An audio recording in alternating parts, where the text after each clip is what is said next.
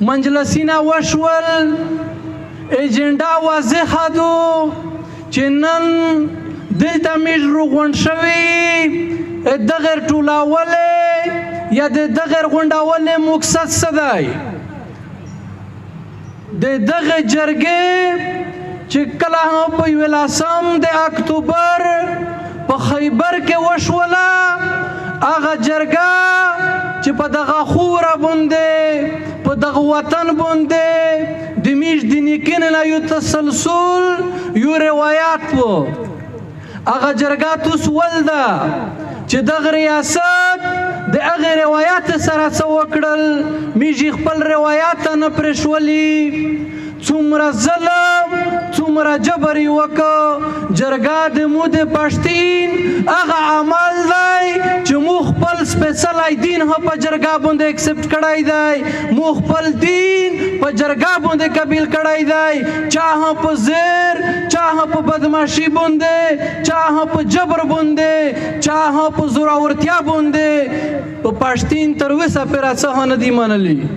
د هغې په جرګې په تسلسل کښې په 14 تاریخ باندې په خیبر کښې د دغې اتیا کسیزې کمیټۍ نوسته وشوله، په هغه کښې فیصلې وشولې چې په 21 تاریخ باندې په پښتونخوا وطن کښې و احتجاجونه کېږي. دغه احتجاج د میږ ډېر قدرمن، ډېر پیاوړی او د دغه خورې د دغه وطن یو پیاوړی غږ علي وزیر، عصمت کامرېډ،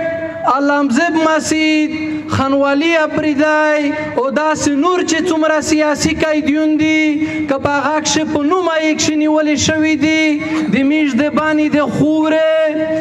د پي ټي آی د ګوند سره تعلق دی، په هغه کښې سمې دی، خالد دی او 19 کسان نور هم دي، دا د هغې دپاره دی. د افسوس خبره خو دا ده چې د علي وزیر د کور نه 19 جنازې وتلې دي، 19 کسان دغې نه معلومې چې د نن په 21مه پېړۍ کښې یا کم از کم د دغې پېړۍ ځوانان د هر ګوند، د هر سوچ، د هر فکر په دا باندې واضح دی چې هېڅ نه معلوم نشته دی. میش طالب ته طالب نه یایي، میش ګوډ بیډ هېڅ نه پېژني، دا نه معلوم د پاکستان جاسوسي ادارې دي، ایم آی ایس آی فوج د دغې په نګراني کې دلته دا 19 قاتلینه وشول. که چیرې نه دی نه وای کړي تر اوسه پرې یو قاتل نه دی جواد. د دغه بني ګل 200 نه زیات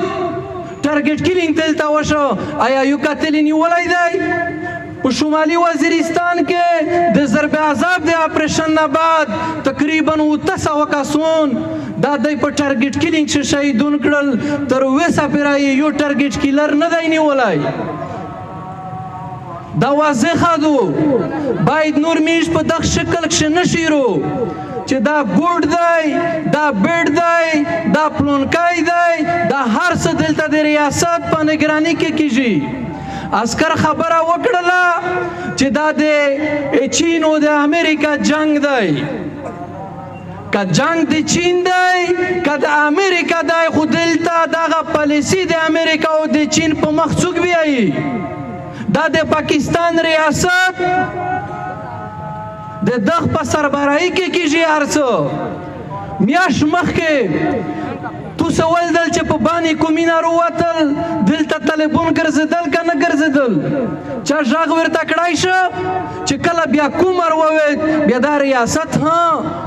ډایرکټ په حرکت کې رودرېمي؟ که داسې نه وه چې د دی نه پټ وي. میږ اوس دا واضح ورته یایي چې دا دلته څومره جنګونه کېږي یا په چیک پوسټونه باندې حملې کېږي. د ملک خیل خبره لطیف وکړه، په ملک خیل کښې څومره جبر څومره ظلم شیري دی دا 2 ورځې، او د میږ بېواسي کیم حد ته رسېدلی دو. 2 ورځې مخکې په جاني خیل کښې په یوه چیک پوسټ باندې اټک کېږي. د اټک نه بعد د فوج رودرېمي ورته په ملک خیل کې د امید د کور ته ننوځي. چې تاسو دغه کور نه نه ووځئ اوالی 2 غنټې ټیم ورکړی دی چې تاسو کور ورته خالي کړئ میش دا کور ړنګوي دلته دهشتګرد دي دلته دهشتګرد روغلی وي بیا چې کله دی پوه شول چې دا خو د جني خیل ځوانون بیدور شوي دي د جني خیل کوم د سروزي وس هغه وخت تر شوی دی چې دلته واټک وشي بیا چې خپل څه کې خپله بدماشي وکړي بیا دا خلک خاموش پاتې کېږي دومره د شرم دومره د افسوس خبره ده چې وګټم د مو سره ټلیفون یې وکړو ته چې کوم کورک شي اسرار چې فوجیون بیا روغلي دي مشکور ته تر سره یې نن په کامرې کښې دي دی په بیټک کې نوستي چې میش ته بهر خاطره دو میشو نن شپه دلته د تاسو په بیټک کې کی تاسو خپل سوچ وکئ دا د میش د محافظ حل دی دا د مو د چوکیدور حل دی چې د دومره ټکسي نه ورکوي هغه باوجود په کوري نه ننوځي هغه نه بعد حال دغسې ته راسي چې زه په تو پرې فنا غوړو اوس سړی ته دلته راغلی تشي ته یې ته خو د مو د ژغورلې د پرې راغلی یې ته اوس بیا هغه وړې چې دا کومینه د لشکر جوړ کړو مو د ژغوري وطن د ژغوري په 11 د اکتوبر ډېر واضح د حکوم فیصله کړې د جرګې چې د میش د خورې نه ووځه د میش وطن پرېږده دا وطن دغه پښتونه ځوانون ژغورلی شي دا د پښتو یا دا وطن د تو پاکستان په وجود کې نه وروغلی چې په دغه خوره باندې میش ابود وي دا وطن د میش و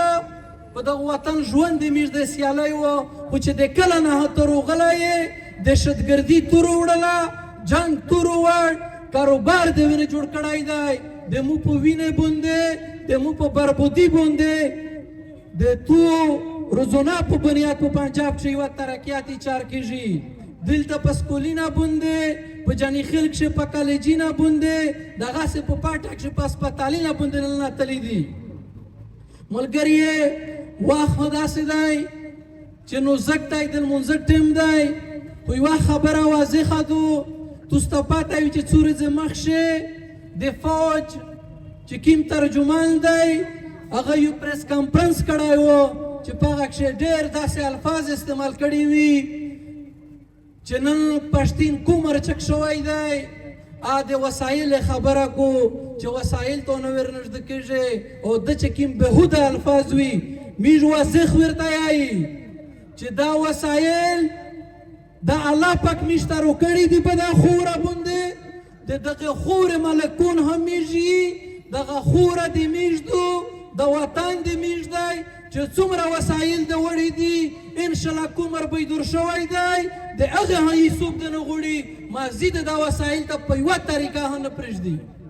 دا وسایل د میش دي دا خوره د میش دو وطن د میش دی دغه مالک هم دا پښتین کوم دی دلته جنگ هم د وسایل دی چې دا کومه دهشتګردي دلته راونه دو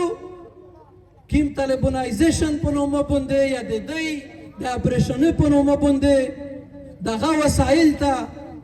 د دوی د کوزې دپاره دا جنګونه روان دي انشاءالله ځوانونو همت وکړي حوصله ونه بویوي دا کوم مشرون چې کومه هم فیصله کو پاک شو میشت اوس دا وعده کوي ورسره چې که د جیل نه راوخله تر سر د متولې پرې انشاءالله میش د دغې جرګې سره منزل ته ځانونه رسوي دا خو مو وعده ده چې جرګه کومه هم فیصله کو میشت اوس هغه عملي کوي